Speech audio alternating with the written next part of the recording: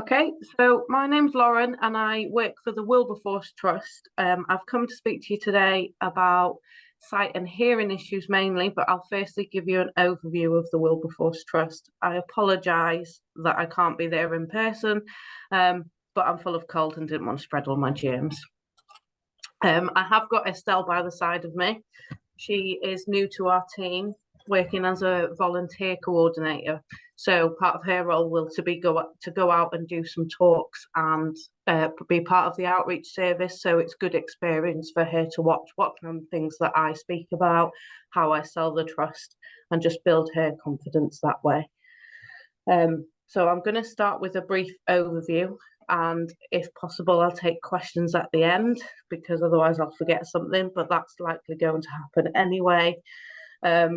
I once thought of myself as probably going to be an AWOC, but I've recently found out I'm going to have a baby in March, so fingers crossed. So the Wilberforce Trust, it's been a charity in York since 1833, predominantly supporting people with a vision impairment and additional disabilities. And then in 2017, we started working on behalf of the City of York Council to provide services for hearing impairment, visual impairment, and dual sensory impairment. So we work across all three as what we call a spectrum. Within the trust, there's different umbrellas. So you have a care side where we supply supported housing, supported living, for people with sensory impairments and or physical or learning disabilities. We currently have 3 houses in the community and 30 self-contained apartments here at Wilberforce House. Then we have the activities and the community side, which I run the activities and the sensory contracts. So the activities consists of a living and learning zone, which was kind of obliterated by COVID. Then we moved into a new building and we're trying very hard to build that back up. They would be adapted activities for sensory impaired adults, sensory impaired children. They may look like support groups for tinnitus or specific eye diseases. They may just be social opportunities for a coffee with a like-minded person. Part of the LLZ is our cafe, which is open Monday to Friday, 10 till 3. It's fully accessible. This whole building was built with visual impairment and hearing impairment in mind. We welcome assistance dogs. We have a lovely menu, all of the usual cafe stuff. We have a children's arm of the charity, which supports children, their siblings and their families with a visual impairment. It was identified that children who had a visual impairment were often excluded from activities that their siblings were in, and vice versa, whereas Club Wilber takes that all away and invites everyone and includes everyone. Some of the activities that we undertake with that is providing braille or large print or easy read, advent calendars, Santa letters, an accessible Easter egg hunt. We provide regular newsletters to the family, hints and tips. Because of our knowledge in the sensory impairment world, they often have a lot more advice and information than their local counterparts. And then we have the YorSensory team, which I also manage. So as I mentioned before, the City of York Council pay us to complete the statutory sensory services within the city. That includes going out to people's houses to assess them for need because of their hearing or vision issues, could be both as well. It also includes our outreach service, so we take that advice and information on the road. If you look out on our website, or you may see posters in the local community to say that someone will be with you on this date, rather than having a full assessment and having someone sit in your house, then Emma, our outreach officer, might be able to give you advice there and then, or direct you to phone us for further information. We have an equipment and demonstration hub, which I think Sue mentioned earlier.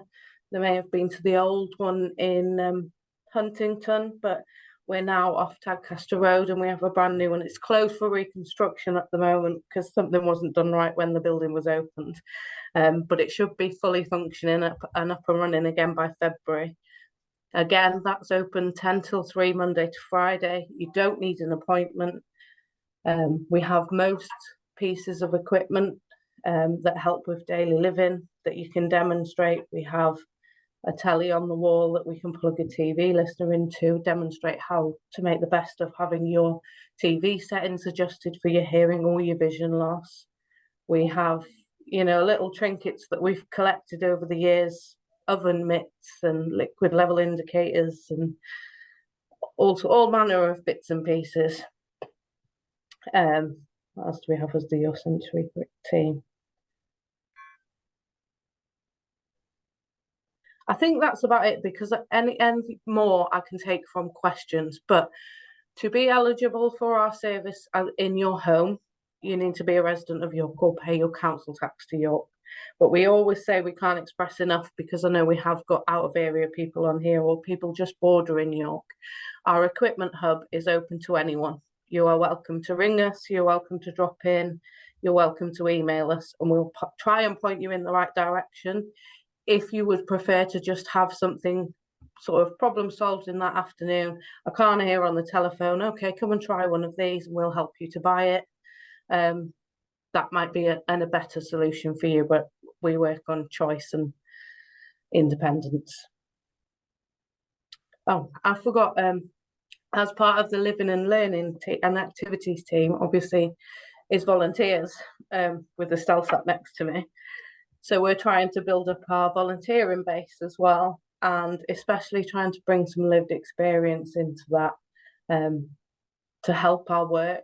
So part of the YorSensory team, we work with other departments in the trust to make sure that their communications are accessible, that they're site guiding properly. We offer all of our Wilberforce Trust staff are trained by my team to ensure that they are able to manage sight and hearing loss within their role at the trust.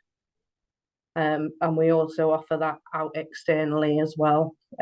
Julie, the lady that runs it, is currently undertaking quite a bit of work with both Nuffield and Spire Private Health to ensure that they're giving the best to their patients with sensory impairment as well.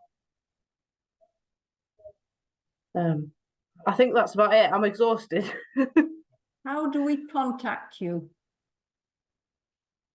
So I will send you a leaflet with all of our contact details on. We can be contacted by phone, and the number is 01904 202 292. And that will get you straight through to the YorSensory team, who has a duty worker on Monday to Friday. You can email us at enquiry@yorsensory.org.uk, and that'll come straight to our team. We also offer communication via British Sign Language. So if you were signed up to Sign Video, they have a directory. You can search for Wilberforce Trust, press on that, and it will ring us in sign language. We get it on the phone, and the user gets it on a tablet or a smartphone or a laptop. You can post us a letter if that's your preferred method of contact. So we're at the YorSensory team, Wilberforce House, The Grove, York, YO 24 1AN. Lovely. Thank you very much indeed, Lauren.